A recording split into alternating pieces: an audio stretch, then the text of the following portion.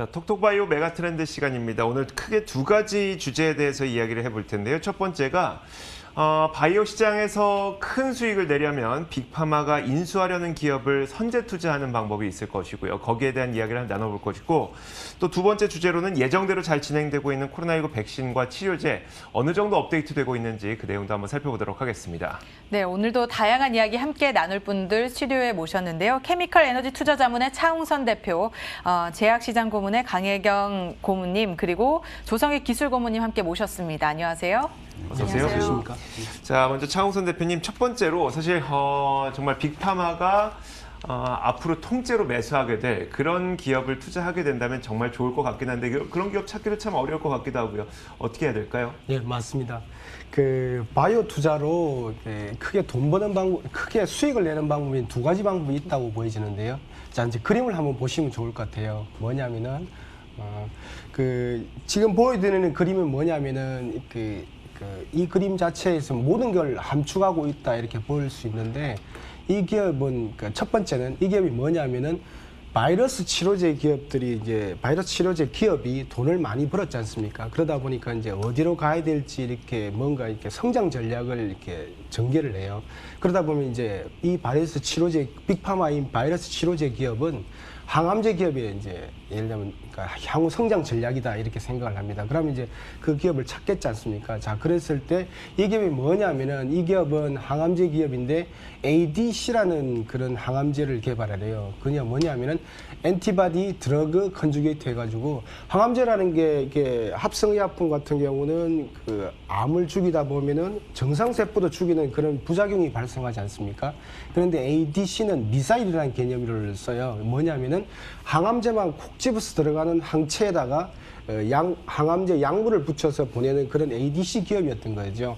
그러니까 바이러스 치료제로서 돈을 많이 벌었던 그런 기업한테는 괜찮은 그런 향후 전략이라고 보여지는 거예요. 항암제를 진출하는 향후 파이프라인 중에 하나였는데, 자, 첫 번째. 자, 돌아가서 이야기하면, 자, 이런 기업에 2017년도 이전에 보면은 지금 현재 보면은 이제 1조였습니다. 1조였으니까, 그러니까 1조에서 만약에 사서 이 기업을 보유하고 있다가 이 바이러스 치료제 기업이 만약에 M&A를 했다면 어떤 일이 벌어졌을까요? 약 한 20배 정도 올라갔습니다. 20조 이상, 24조까지 올라갔죠. 그러니까 4년 만에 큰 수익을 달성하는 그런 효과를 냈고요. 1년 만에도, 올해만 해도 한 6배 정도 올라가는 그런 효과를 냈습니다. 자, 돌아가면 이야기하면, 우리가 흔히들 국내 시장에서는 바이오 투자를 할 때 우리가 기술 수출에 대해서 신경을 쓰잖아요. 그런데 이제 글로벌리 보면은 제일 첫 번째 최고의 전략은 M&A 전략입니다. 뭐냐면은 M&A를 피인수 기업 같은 경우는 주가가 이렇게 큰 폭으로 가는 거예요. 그러니까 아주 기술이 좋고 빅파마 샀을 때 20배의 효과를 내더라는 그런 경로는 있고, M&A는 뭐냐면, 좋은 점이 뭐냐면 이런 겁니다. 이게 한번 피인수되고 나서 합병을 일으켜버리기 때문에, 흔히들 통상적으로 그렇기 때문에 주가가 끝에 가서 변동성이 없어져 버리는 형태가 나와요. 그러니까 그냥 20배의 이익이 확정되는 효과가 있다. 그래서 이런 바이러스 치료제 기업이 항암제 기업 갈 때 미리 선제적으로 매수했다면 큰 수익을 냈었다 이렇게 볼 수 있고요. 근데 저희들 같은 경우는 이런 M&A가 어떤 쪽으로 발생하느냐 하면은, 이런 항암제 기업, 그 다음에 알츠하이머 기업, 이런 기업들의 이런 사례들이 많이 나올 거라고 봐요. 뭐냐면은 빅파마의 전략이 조금씩 바뀌었습니다. 뭐냐면은 옛날에는 빅파마가 연구 인력이 예를 들면 10만 명, 20만 명, 예를 들면 5만 명 이런 많은 대규모 인원이다 보니까 어떤 일이 벌어지냐면은 자체 개발만 했어요. 근데 이제는 자체 개발 인력을 줄이고 오히려 밖에서 M&A를 통해서 사온다든지 라이센스 인을 도입하는 전략이기 때문에 이런 사례들이 좀 많이 일어날 걸로 보고 있습니다. 그래서 알츠하이머라든지 항암제라든지 면역질환 치료제라든지 당뇨라든지 이런 4가지 분야에서는 이런 M&A가 되니까 저희들이 봤을 때는 이런 바이오 쪽 M&A의 과거 역사, 과거를 알면 미래를 알잖아요. 그렇게 해서 이렇게 투자자들도 그러니까 정말 실질적으로 매출액이 발생할 수도 있고, 이렇게 M&A의 피인수 기업 같은 경우는 주목하시라고 이렇게 말씀을 드립니다. 네, 본격적으로 그렇다면 바이오 M&A에 대해서 살펴봐야 될 텐데요. 올해 글로벌 제약 바이오 시장에 있었던 바이오 M&A의 특징에 대해서 좀 알아볼까 합니다. 강혜경 고문님, 올해 제약 바이오 시장은 어땠나요? 예, 글로벌 제약바이오 시장에서 이 M&A를 봤었을 때 항암제나 면역질환 치료제 그리고 유전자 치료제가 주목을 받고 있습니다. 그 2016년부터 2020년도에 그 분기별로 M&A가 된 금액을 좀 살펴보게 되면은 특히 2019년도와 2020년도를 비교했을 때 그 왼쪽에 지금 2019년도 보이시죠? 금액으로 보게 되면은 2020년도에 비교했었을 때 그 M&A 금액이 상당히 크고 올해 2020년도에 좀 저조한 거를 좀 나타내고 있습니다. 그럼 2019년도에는 좀 어떤 일이 있었나 이렇게 살펴보게 되면은 항암제로 유명했던 기업이죠. 셀진의 인수가 있었고요. 그리고 보톡스 기업. 그 엘러간의 인수가 있었습니다. 금액으로 보게 되면 무려 74조 원 그리고 63조 원에 이르는 그 M&A 인수 가격이 있었던 사례가 작년에 있었습니다. 근데 올해 같은 경우는 지금 1분기, 2분기를 지금 보시면 저조하지만 이 M&A에 있어서도 코로나19의 영향이 좀 있었다라고 보여지고요. 올해 이제 1분기, 2분기, 3분기를 보시게 되면 1, 2분기는 좀 저조하지만 3분기는 지금 다시 올라오고 있는데요. 지금 전 세계적으로 유럽과 이제 미국에서 그 백신의 승인이 이어지고 있고 그리고 그 치료제가 긴급 사용 승인도 지금 나고 있기 때문에 앞으로 향후로는 더 이 M&A가 좀 더 활발해질 것으로 좀 보여지고 있습니다. 뭐 올해야 그 팬데믹의 영향도 있었을 것 같고요. 그러다 보니까 M&A가 그렇게 활발하지 않았을 수도 있을 것 같은데 그럼에도 불구하고 올 한 해 동안 M&A 시장에서 좀 눈길을 끌었던 기업들이 있다면 어떤 게 있을까요? 예, 그 올해 그 눈길을 좀 끌었다 이렇게 지금 질문을 하셨는데 금액으로 봤었을 때 그래도 가장 큰 금액이 좀 눈길을 끌었다 이렇게 좀 볼 수 있지 않을까 싶은데요. 금액으로 보게 되면은 약 210억 달러. 그 약 24조 원이죠. 24조 원에 이르는 그 항암제 관련해서 이 M&A가 있었습니다. 인수한 기업은 이 유방암 치료제에 대해서 이 자체 그 기업이 가지고 있는 이 라인에서 이 항암제 라인을 좀 더 늘려간 건데요. 그림에서도 보시면 이제 인수된 기업의 이 시가총액 추이죠. 1조 원대에 있던 그 시가총액이 시장의 주목을 받으면서 5조 원대로 올라왔고요. 그리고 이제 M&A가 이제 진행이 되면서 20조 원까지 시가총액이 증가한 그 사례가 있습니다. 이 사례가 눈에 띄는 사례로 좀 볼 수 있겠네요. 예. 네, 그렇다면 강혜경 고문님, 이 글로벌 제약바이오 시장에서는 항암제나 면역질환 등이 주목을 받아왔다라고 말씀을 해주셨는데 앞서 설명하신 이 항암제 기업 외에 올해 면역질환 관련된 M&A로 또 주목을 받은 기업들이 있을까요? 예, 이제 면역질환도 항암제에 이어서 이제 주목을 많이 받는 질환인데요. 65억 달러 이르는 이제 M&A가 있었습니다. 이 면역 질환으로 이제 인수한 기업 쪽에서 보게 되면은 자가 면역 치료제에 대한 파이프라인을 이제 확대시킨 사례인데요. 자가 면역 질환이라고 하는 거는 류마티스 그 관절염 아시죠? 보통 이 류마티스 관절염이 자가 면역 질환입니다. 이쪽으로 해서 파이프라인을 이제 넓혀간 그 사례고요. 그 인수된 기업의 시가총액 추이를 또 이제 보시게 되면 1조 원대에 있던 기업이 시장에 주목받으면서 이 기업도 2조 원대로 올라왔고요. 그리고 M&A가 되면서 6조 원대까지 이렇게 시가총액 추이가 급등한 사례가 있습니다. 예. 자, 글로벌 제약 바이오 업계에서의 M&A에 대해서 이야기를 해주셨는데 알츠하이머와 관련해서는 현재 글로벌 제약사들의 현황은 어떨까요? 예, 알츠하이머는 지난번 방송에서도 저희가 이제 말씀을 드렸는데 지금 화두가 되고 있는 게 내년도 2021년도 3월 7일까지 이 미국 FDA에서 새로운 그 알츠하이머 치료제에 대한 승인이 날 것인가 하는 게 화두입니다. 그래서 이 결정에 따라서 이 알츠하이머에 대한 그 관련된 기업들은 R&D에 영향을 좀 줄 것으로 이렇게 좀 일단 보여지고 있고요. 글로벌 이제 제약 시장에서 보게 되면은 새로운 그 신약 그 타겟을 찾고 있습니다. 이게 무슨 말이냐면 알츠하이머 치료제에 있어서는 베타 아밀로이드나 타우와 관련해서 지금 연구가 많이 되고 있는데요. 이것 말고 시장으로 처음으로 들어가서 효능을 나타낼 수 있는 first in class로 될 수 있는 신약의 그 타겟이 될 수 있는 그 물질을 지금 글로벌 제약사들은 지금 찾고 있습니다. 그래서 이러한 게 있고요. 그동안 이제 빅파마들은 알츠하이머 그 치매 치료제 관련해서 많은 임상을 진행해 왔는데요.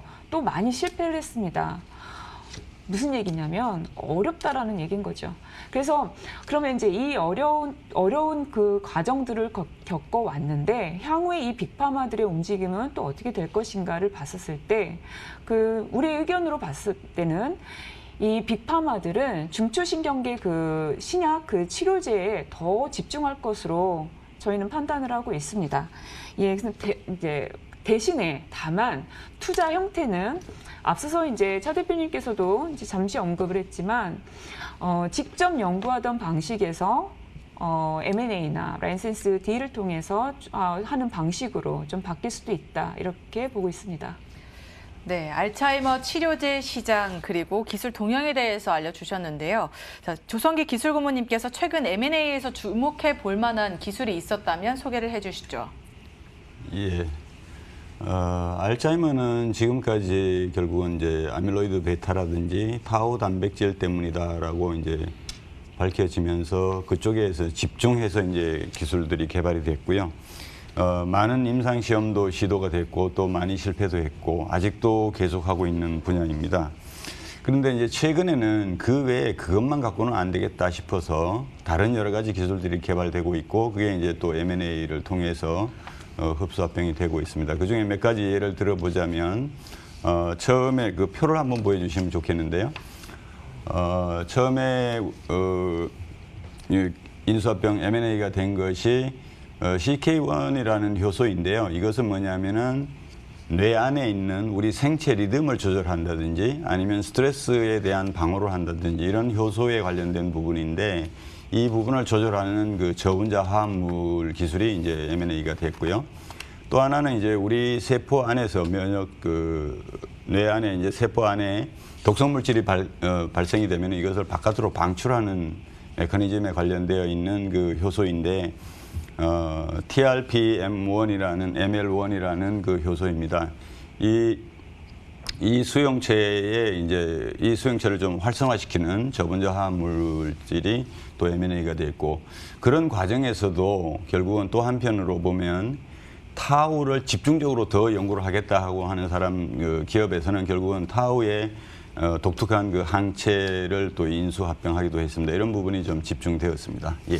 그렇다면 조 고문님, 앞으로 이 기술 향방은 어느 쪽으로 흘러가게 될까요? 예, 그 좀 전에 보였던 표를 보면 좀 좋겠는데요. 한꺼번에 제가 다 그려놨는데 결국은 좀 요약해서 말씀드리면 지금까지는 타우 단백질이나 아니면 베타 아밀로이드 때문에 알츠하이머가 일어났다. 그러니까 아밀로이드 베타라든지 타우를 없애면 되겠다. 이런 쪽으로 지금 주로 집중을 했었는데요. 그것만 갖고는 안 되겠다. 이제 최근에는 왜 그러면 타우나 아밀로이드가 만들어지느냐? 그 만들어지지 않게도 해보겠다. 또 하나는 거기에 간접적으로 영향을 주는 여러 가지 유전자 발현이라든지 물질 대사라든지 이런 부분도 전부 좀 연구를 통해서 잘 밝혀지고 있기 때문에 그거를 조절할 수 있는 여러 가지 조절 물질들, 특히 이제 좀 최근에 좀 눈에 띄는 것이 유전자 발현 조절까지 하겠다. 그러니까 지질 쪽에 이제 그 물질 대사하고 관련되어 있는 아포이 유전자 같은 것들은 굉장히 대표적입니다. 이런 것들에 대한 그 후성 유전체학이라고 하는 건데 그런 부분들이 밝혀지면서 그거를 좀 조절하겠다 이런 쪽까지 가고 있습니다.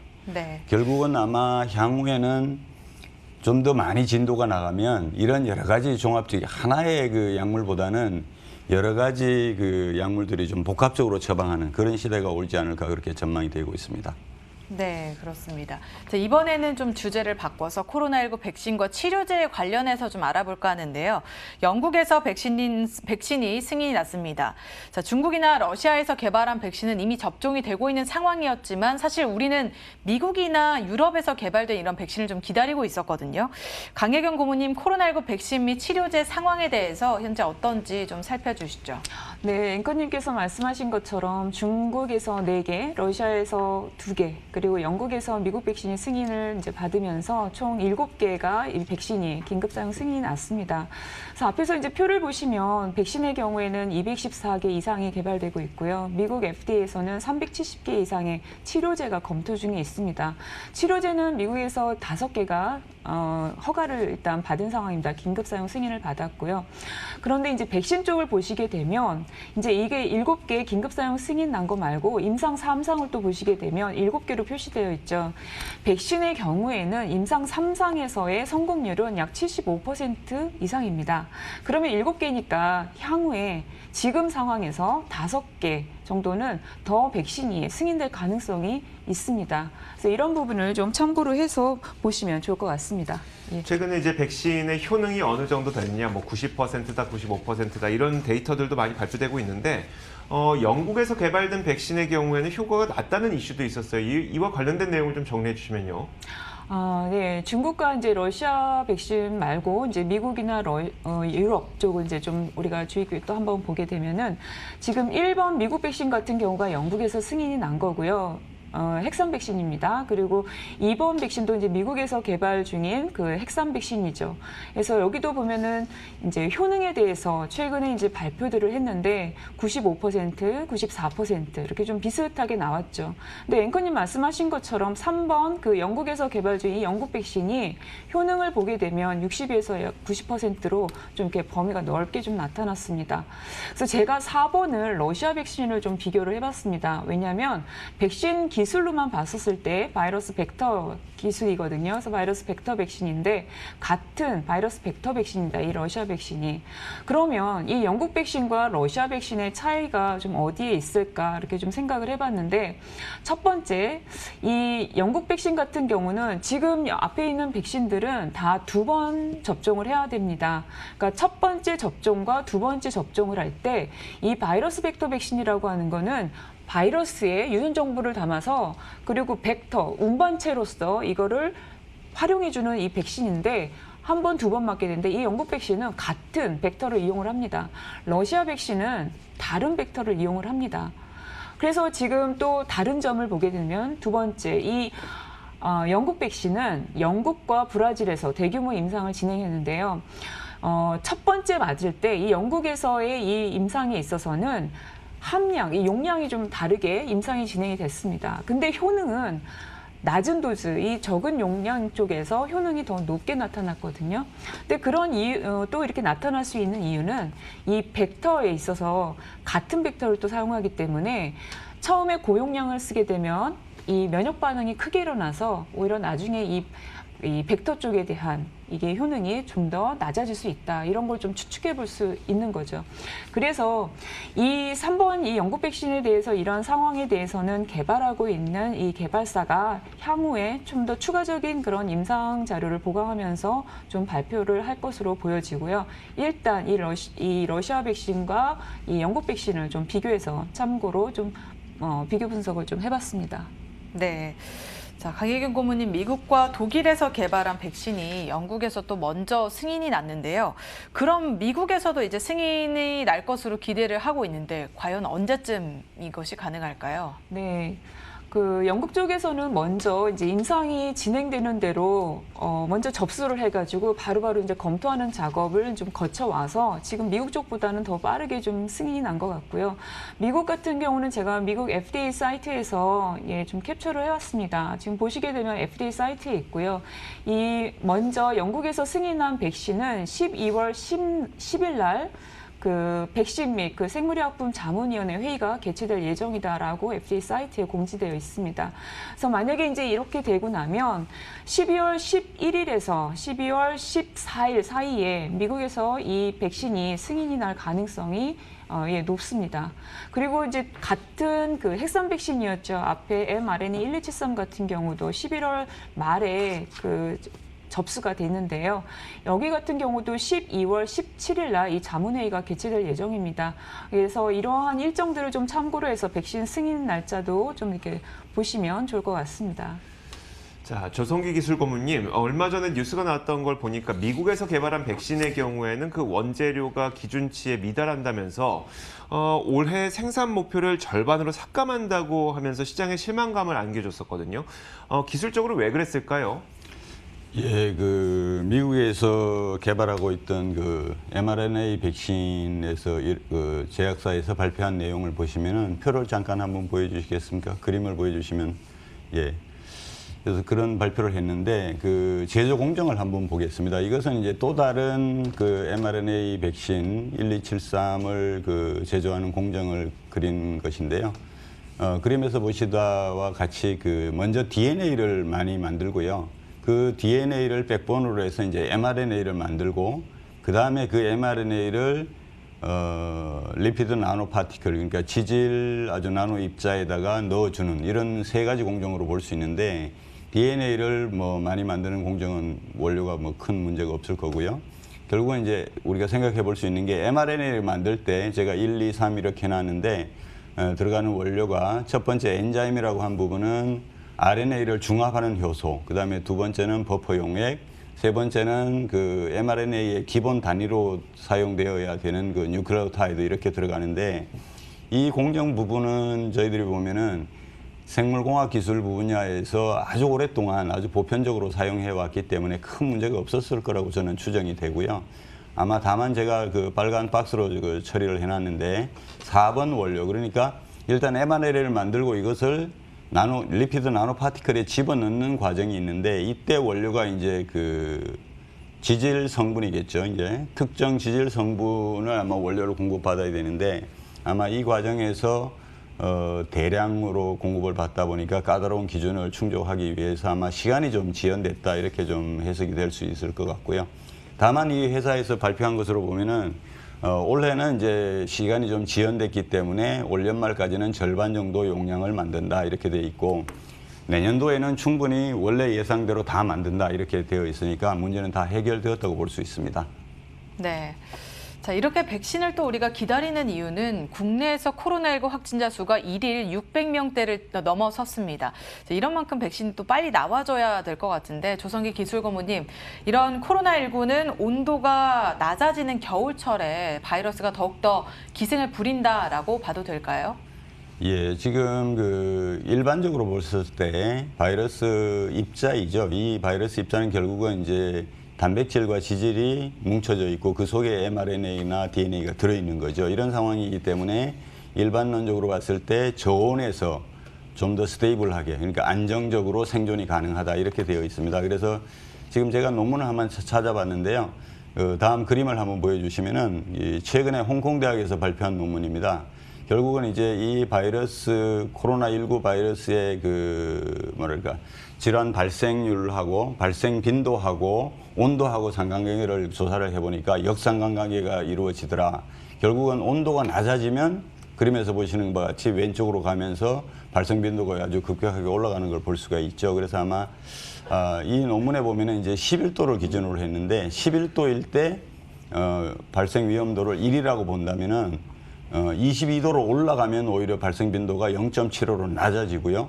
온도가 5도로 내려가면 발생 빈도는 1.28배 올라가는 것으로 되어 있고요. 특히 5도 이하에서는 상당히 좀 가파르게 증가하는 걸 보여주고 있습니다. 예. 자, 그렇다면 마지막으로 차홍선 대표님, 이제 백신 개발이 이야기 들어본 대로 잘 진행이 되고 있는 것 같거든요. 그렇다면 이 백신 개발에 따라서 투자 전략은 어떻게 가져가는 게 좋을까요? 예. 이제 수치가 나왔습니다. 뭐냐면 우리가 1번하고 4번 백신 정도 보여드렸지 않습니까? 자, 옆에 가장 끝에 한번 기억을 더듬어 보시면은 그 백신 가격이라는 게 나왔습니다. 그죠? 백신 가격이 얼마 정도 되냐면은 평균적으로 1번, 2번, 3번, 4번을 평균해 봤을 때 얼마냐면 34불이라는 숫자가 나옵니다. 자, 한 사람당 1인당 34불입니다. 1회당 17불이고요. 두 번 접종을 맞으니까 34불이죠. 그럼 한 4만 5천 원, 한 4만 원 선에서 형성될 걸로 보이고 한 명당. 그 다음에 우리나라 국가 예산이 얼마 정도 편성되어 있냐면은 4천만 원분에 그러니까 1조 4천억인데 그것도 역산해 보면은 한 34불이라는 숫자에 비슷한 숫자에 도달합니다. 자, 34불이 저희들 계산으로는 한 40억 명이 맞을 걸로 이렇게 보고 있습니다. 그러면은 조금 낮게 보수적으로 잡으면 100조 원이라는 숫자가 나옵니다. 그래서 2021년도에 아마 백신의 시장 규모는 100조 원이 될 거다. 100조 원은 항암제가 160조 원이니까 160조 원 대비 100조 원 이렇게 되는 거죠. 그럼 100조 원이면 그럼 시가총액이 얼마 가야 되느냐? 이게 이제 영속성은 떨어진다고 보는 거죠. 코로나19가 잡힐 거라 보기 때문에. 그러면은 한 PSR로 한 4배 정도 주면은 한 400조 원?